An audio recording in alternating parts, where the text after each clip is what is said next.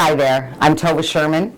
I'm the founder and CEO of ReachAbility Association here in Nova Scotia, and I'm committed to equalizing the playing field for all persons, but we do have a focus here at ReachAbility on inclusion and equalizing the playing field for persons with all types of disabilities. I like to remind people that we are inclusive of disability, not exclusive. But for today's purposes, I have been asked to specifically address some of the challenges that we see for our clientele, specifically with disability, in working within the legal community. ReachAbility is unique in our relationship with the legal community because we have a legal referral service. In other words, we have somewhere in the range of 400 to 500 lawyers across the province of Nova Scotia who provide one-on-one legal supports for free to our clients who require legal advice or information. Also, we engage the legal community in our COI or community outreach initiatives, which is where we would actually go to an agency and support them with information they might need on employment rights, mental health law, all kinds of different things, and ask community lawyers again to step up and provide those presentations as well. The third way, and I think probably the most important way in which we engage the legal community, is through a cooperative education. I should state that I do not believe in charity. I believe charity is vertical and it's humiliating. I believe in partnership.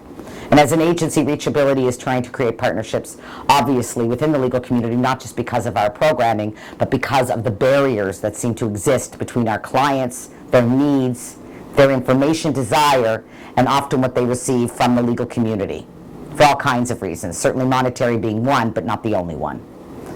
My most important message to persons watching this right now in the legal community who want to better understand disability and inclusion as a whole, my real message is stop being so uptight.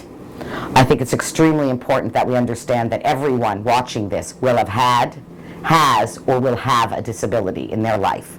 That's very important to consider because one has to ask themselves how they wish to be treated. Much like the medical profession, I often compare it to reading a prescription. Legal jargon is not accessible. The result is confusion, fear, and quite frankly, an inequality when it comes to the balance of power.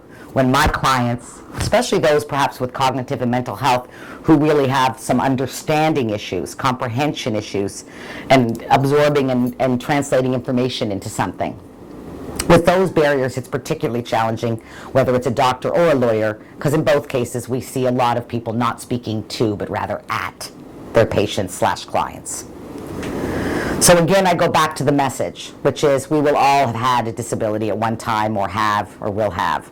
I myself live on the ADHD spectrum, which you've heard of ADD and ADHD. Well, now we call it a spectrum disorder. I like to think of it as a rainbow without the color.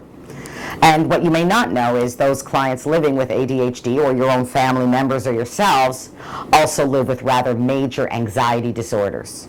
That is because ADHD spectrum disorder is comorbid with mental health and anxiety in particular. If you yourselves or your children are living on the ADHD spectrum, the more severe they are on the spectrum, the more severe their management of anxiety and depression will be.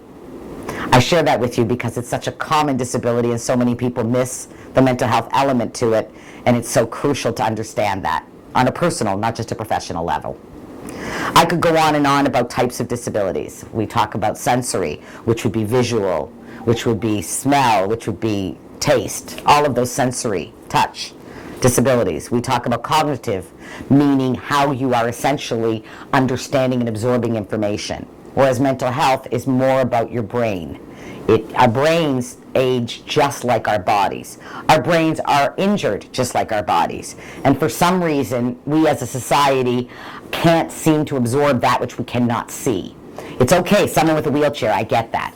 I can actually tell you that there was a member of the Barrister Society who once called me upon receiving a client, and it was a firefighter who was no longer able to be a firefighter, walking with canes due to an injury at work. And I received a call from this lawyer saying, "You told me they would have a disability. They weren't even in a wheelchair." Now this is an educated lawyer telling me this. So what is the perception of the community in terms of looking at the legal community, and the legal community looking at itself? My experience has been there's a small group of lawyers who tend to do a tremendous amount in the community. It's always those same names that keep showing up. I encourage and I challenge the legal community as a whole to ask themselves what they are doing to better understand their community. And when I say there, I'm talking about the fact that Nova Scotia has the highest per capita person self-identifying as living with disability, with 1 in 4 saying, yes, I have a disability. Now let's add in the people who won't mention it, who are shamed, perhaps, our parents' age in their 70s or 80s, who are actually saying, what disability? This is just life. My mother likes to call it a pain in the ass, and she's not wrong. Because for her, without a voice, using a voice box, it is a pain in the ass, but it's also a disability. And it needs to be engaged, and the playing field needs to be equalized. The use of the concept of special accommodation is offensive to me. Frankly, special means retarded, but good at math. That's right, I said it, because that's how it feels. There's nothing special about equalizing the playing field. There's nothing special about having a ramp so that a person with a wheelchair can get into the same library as you and I can. And there is nothing special about making sure the language that you use is accessible to the people who are attempting to utilize that information. In other words, who are you talking to? What are their needs? And what are you doing to create an equalized playing field? Don't confuse that with special. Nothing special about it. Ironically, the first client that ever called for our legal service was a Dalhousie University law student who was unable at that time, 15 years ago, to access the main library in Halifax. Obviously now we have a beautiful, sparkling new one with all kinds of accessibility. But at that time, that person was unable to access the same resource book, meaning unable to be taken out of the library, as anyone else. He had no choice. He could not do the project. So please, stop thinking of it as special when we accommodate and start thinking about it as equalizing the playing field. As a disability awareness trainer and a diversity trainer across this country, I work with the Alberta government as their official trainer in inclusion. I've just completed Bell Canada's frontline e-learning for customer-facing persons with disabilities and inclusion of customers of all types of backgrounds. So I'm working right now on those front lines and in supporting corporate partners, again, across Canada, in including in an equalized way and getting the vernacular away from the term special. We are essentially at a tipping point, and the legal community must be a leader, not a follower. And that tipping point is around the paradigm as how we view persons with disabilities. It was always a medical paradigm, meaning that person is broken and requires fixing. Tova was born with ADHD, she's wired funny, how do we fix her? What meds does she need to take? That is the medical paradigm. We don't engage the person with disability, we tell them what they need, and we treat them as a broken product. Now, the truth be told, people do not come with instructions, meaning no matter how many people you meet who self-identify as having a disability, and maybe even the same disability as I do, you still do not know them. Just like no one should know you just because you're a lawyer, because there's all kinds of lawyers out there, and who knows better than the people watching this right now, but the diverse type of lawyers. Well, everyone's diverse, not just lawyers. It's extremely important, again, to remind you that it is your family, your people, and your world that you're talking to when you're talking and being inclusive and engaging your entire staff at your firm from the time a person arrives to the time they leave. What are you doing to ensure that they feel the playing field is equalized for them? Too often I'm sending lawyers out to visit people in their homes because their offices are not accessible. What are you saying to your 1 in 4 members of your community who are saying, I have a disability and require the playing field equalized? What are you saying to them when they come in and they require you to repeat something? Are you frustrated? I don't have time for this? Or are you aware of the fact that due to the cognitive disability that they're living with, they require a little bit more time? I always tell people no more than 5 crucial points. Encourage people to write things down. Encourage people to take notes. And encourage people to bring someone, but not for your convenience, for theirs. So it's really about the messaging you're sending those clients. And let me assure you, it is more than 1 in 4 clients that you yourself are meeting and experiencing that live with disability. If you're serious about the work you do and the community that you live in, if you're serious about this equalizing of the playing field, then you need to really start asking yourself what you, your firm, and your staff are doing to create an environment where people will all feel welcomed. The secret is when you welcome persons with disabilities, you're truly being what we call universal. There's something called universal access. The simplest way to explain it is, it's the concepts of easy use. And a great example is a sliding door versus a door with a handle.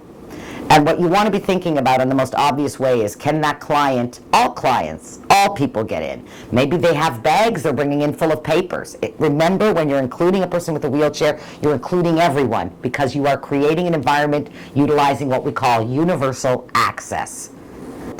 And you sit down and you say to yourself, who do I know that lives with disability? How would they care to be treated? And is my firm in a position to do that? And if not, what can I do about it?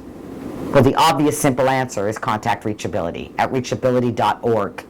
Contact me, Tova Sherman at reachability.org, just TOVA at reachability.org. And again, I really encourage you to check out our legal services, because we are creating an environment where people can volunteer once or twice a year, but really start connecting with the community that represents all of our citizens, not just the cherry-picked ones. I hope that this has been some sort of support to you in getting you started on the road of thinking about being more inclusive in all the ways you need to be inclusive. And I encourage you to really think about how you can take the next step. And for conversation around that, to contact me. I'm always open, and I'm really desire to hear more from the legal community about their needs and how we can meet them in the same way as partners that we wish you could meet ours. I thank you so much for your time.